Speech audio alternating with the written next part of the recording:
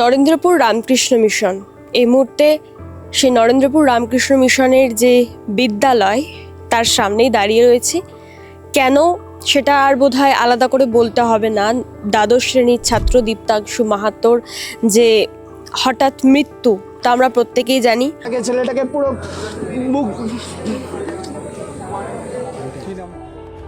ওই ফ্লাক্সটা থেকে একটু চা, ও গরম ছিল, মাথায় ছিল না, ও ঘুমটা কাটানোর জন্য ওই চাটা একটু চায়ের গলায় ঢেলে দিয়েছে। ঠিক আছে, এবার গলাটা পুড়ে গেছে। এবার ওই মুহূর্তে ক্লাসটা বেশি চলছিল, ওর নর্মাল যেমন হয় পুড়ে গেলে জ্বালাটা জ্বালা হালকা কিছু অতটাও ওটা মানে আমল করেনি। ইন্টারনাল ব্লিডিং হচ্ছিল। স্কুল থেকে কোনো তো স্কুল থেকে কিছু করেনি। ওখানে চুপ কর, স্পন্দন আর আদিত্য মিলে ডাক্তার অ্যাপয়েন্টমেন্ট নিল, তারপরে ওরাই গাড়ি ফোন করে বুক করলো, সব আমরা করলাম। নিউটাউন থেকে গাড়ি এসছে, ঠিক আছে, ওকে নিয়ে দীপ আর আদিত্য গেল হচ্ছে ডাক্তার দেখাতে। ডাক্তার বললো 9:30 নাগাদ বললো যে ডাইরেক্ট সোমনাথ থেকে ফোন করে বললো যে হ্যাঁ ওকে এখন যে অবস্থা, মুখে পুরো ভেতরে বার্ন হয়ে গেছে, গলাতে ওরাল বার্ন হয়ে গেছে। ওইটা তোর এখানে হবে না, এখানে ডাইরেক্ট বাড়ি পাঠাতে হবে। পুরো ঘটনা জানতে আজকে আমরা এই নরেন্দ্রপুর রামকৃষ্ণ মিশনে আসি এখানকার মহারাজ বা শিক্ষকদের সঙ্গে কথা বলার জন্য। কিন্তু যিনি প্রধান শিক্ষক মহারাজ আছেন, যিনি এই গোটা ঘটনায় নিজে পদত্যাগ করার ইচ্ছা প্রকাশও করেছেন, তিনি এই ঘটনা নিয়েই বেলুড় মঠে গিয়েছেন। তাই তার সঙ্গে তো সরাসরি কথা বলতে পারলাম না, কিন্তু এই বিদ্যালয়েরই এক শিক্ষক সৈকত বসু, তার সঙ্গে আমাদের কথা হলো, সিনিয়র টিচার। পুরো ঘটনাটা আমরা তার কাছ থেকে শুনলাম। ভাই এটা মডেল না, খাতা। আর কত ফটোগ্রাফি করবি? চুপ কর, সামনে মাধ্যমিক, নোট জোগাড় করে পড়তে হবে। কবে পড়বি ভাই? গ্যালারি তো নোটের লাইব্রেরি আর স্টোরেজে পিডিএফ এর ছড়াছড়ি। ধুর, কোনটা পড়বো কোনটা ছাড়বো কিছুই তো বুঝতে পারছি না। আরে তাহলে মৌলিক লাইব্রেরির বই পড়। ওদের সম্রাট এক্সক্লুসিভ সাজেশন বইগুলোতে পাবি সমস্ত গুরুত্বপূর্ণ এমসিকিউ, এসএকিউ ও বড় প্রশ্ন একেবারে উত্তর সহ। কমন পাবো তো? টপারদের জিজ্ঞেস কর। সম্রাট এক্সক্লুসিভ সাজেশন মাধ্যমিক, ভালো রেজাল্টের পাসওয়ার্ড। যেহেতু বিভিন্ন বাধ্যবাধকতা থাকে, তাই অন ক্যামেরা মহারাজের পারমিশন ছাড়া বা কর্তৃপক্ষের পারমিশন ছাড়া তিনি কিছু বলতে চাইলেন না। তবে অফ ক্যামেরা তিনি পুরো বিষয়টাই আমাদেরকে বললেন বা আমাদের সাথে শেয়ার করলেন যে কি হয়েছিল সেদিন। ঘটনা যে কথা উঠে আসছে বারংবার, যে আগের দিন রাতে যেহেতু খেলা দেখা হয়েছিল, ম্যাচ দেখার কারণে তাদের ঘুমোতে দেরি হয় এবং সকালে উঠতে দেরি হওয়ার কারণে যে স্টুডেন্টদের হট ড্রিঙ্কস দেওয়ার একটা টাইম পিরিয়ড, সেই সময়ের মধ্যে দীপ্তাংশু সেখানে পৌঁছাতে পারেনি। তাই তারপরে তাদের যে ক্লাস ছিল সেই ক্লাসে গিয়ে যে শিক্ষকের যে চা ছিল, যেটা টিচারের জন্য আনা হয়েছিল, সেই গরম চা একেবারে খেয়ে ফেলায় তার গলায় চোট হয় এবং তারপরে নানান ঘটনা। এবার যে শিক্ষক যিনি আমাদের সাথে কথা বললেন, তার সঙ্গে কথা বলে আমরা যেটা জানতে পারলাম যে সকালবেলা তাদের 7টার মধ্যে 7টা থেকে ক্লাস শুরু হয়, 7টা 7:30 থেকে ক্লাস শুরু হয় এবং তার আগে স্টুডেন্টদেরকে হট ড্রিঙ্কস দেওয়া হয়। সেই সময়ের মধ্যে যে কজন স্টুডেন্ট আসে প্রত্যেকেই, এটা তাদের নিয়ম, প্রত্যেকেই তাদের হট ড্রিঙ্কস খায় এবং যারা আসতে পারে না তারা হয়তো সেই দিনের হট ড্রিঙ্কসটা তখন পান না। সেই মতো দীপ্তাংশু আগের দিন রাতে যেহেতু খেলা দেখেছিল, ব্রাজিলের খেলা ছিল, দীপ্তাংশু খেলা দেখতে অত্যন্ত ভালোবাসে এবং ব্রাজিলের ভক্ত, সেই কারণে সেই খেলা দেখে ঘুমাতে দেরি হয়। সেই ঘুমোতে দেরি হওয়ার কারণে সকালে সে উঠতেও দেরি হয়ে যায় এবং হট ড্রিঙ্কসটা সে পায় না।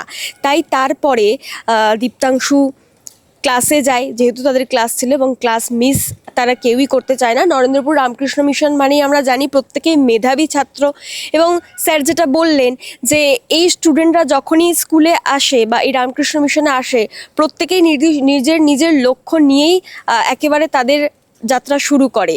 তাই সেভাবেই তাদের বিভিন্ন সেকশন ভাগ করে দেওয়া হয়। যেমন অন্য সময় আমরা যারা দেখি, আর এরা প্রত্যেকেই যেহেতু হোস্টেলে থাকে, হোস্টেলকে এখানে ভবন বলা হয়, সেই হোস্টেলে বিভিন্ন ছাত্র বিভিন্ন তাদের টার্গেট থাকে, কেউ ইঞ্জিনিয়ার হবে, কেউ ডাক্তার হবে। অন্যান্য সাধারণ স্কুলে আমরা দেখি যে সেকশনটাকে ক্লাস এ ক্লাস বি হিসেবে ভাগ করা থাকে, কিন্তু এই রামকৃষ্ণ মিশনে তারা যাদের যা লক্ষ্য সেই অনুযায়ী সেকশন ভাগ করা থাকে। কেউ ইঞ্জিনিয়ারিং সেকশন থাকে, কারোর মেডিকেল সেকশন থাকে, কারোর আরও অন্যান্য কিছু, সেভাবেই ভাগ করা ছিল তাদের ক্ষেত্রেও। তো এই তারা যখন সকালে ক্লাস করতে যায়, কেমিস্ট্রির ক্লাস ছিল, সেই ক্লাসে গিয়ে দীপ্তাংশু যেহেতু সেই হট ড্রিঙ্ক সকালে সেটা মিস করে গেছিল, সেটা সে পায়নি, তাই যেহেতু তাদের এটা নিয়ম, আর রামকৃষ্ণ মিশন মানেই আমরা জানি তারা অত্যন্ত নিয়ম মেনেই চলাফেরা করেন, এখানে সব কিছুই পাংচুয়ালি হয়, নিয়ম মাফিক হয়।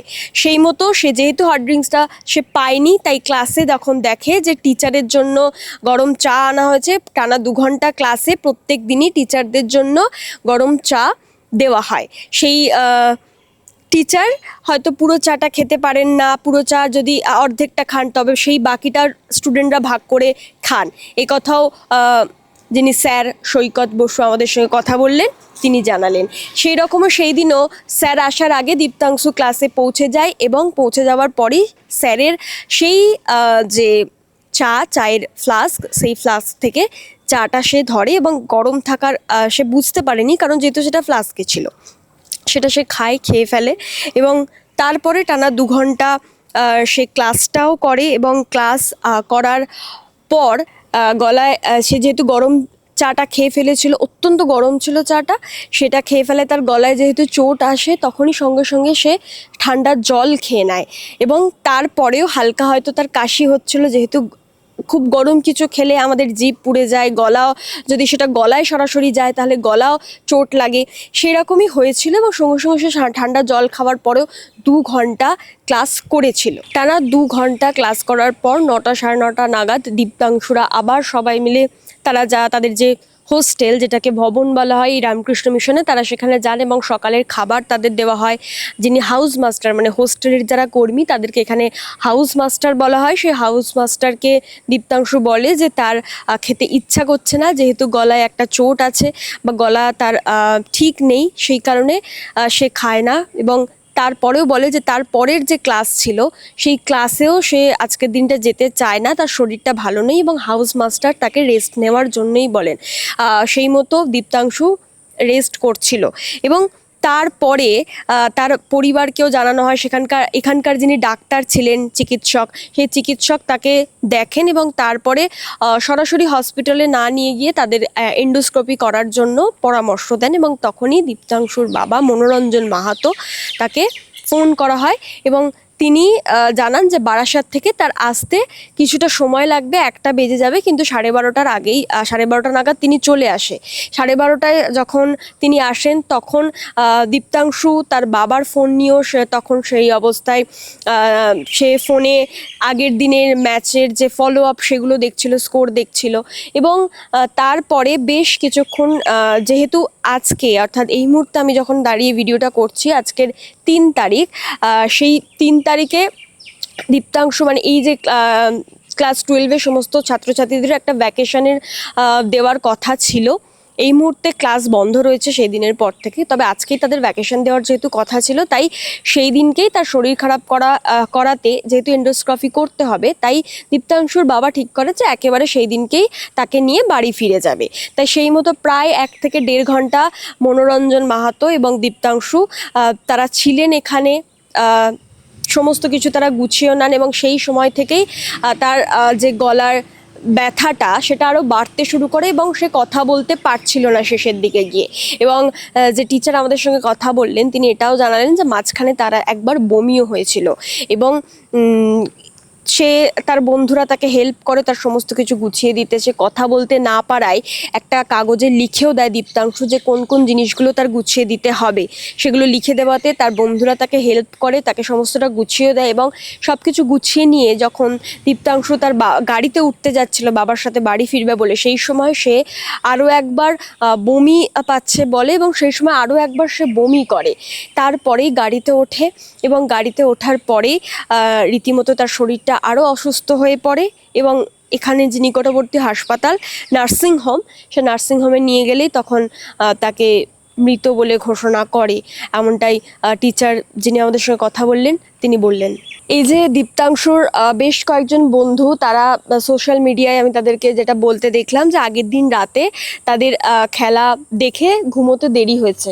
এখন এটাও অনেক প্রশ্ন আসতে পারে যে তারা খেলাটা কিভাবে দেখলো, তো সেই খেলা তাদের কিভাবে দেখানো হলো সেটা যখন জানতে চাই, তো তখন টিচার যিনি বলেন যে এই মুহূর্তে আমি যেখানে দাঁড়িয়ে রয়েছি এই রামকৃষ্ণ মিশনের যে ভিসি হল, সেই ভিসি হলে আগের দিন রাতে ব্রাজিলের খেলাটাকে এখানে দেখানো হয়েছিল।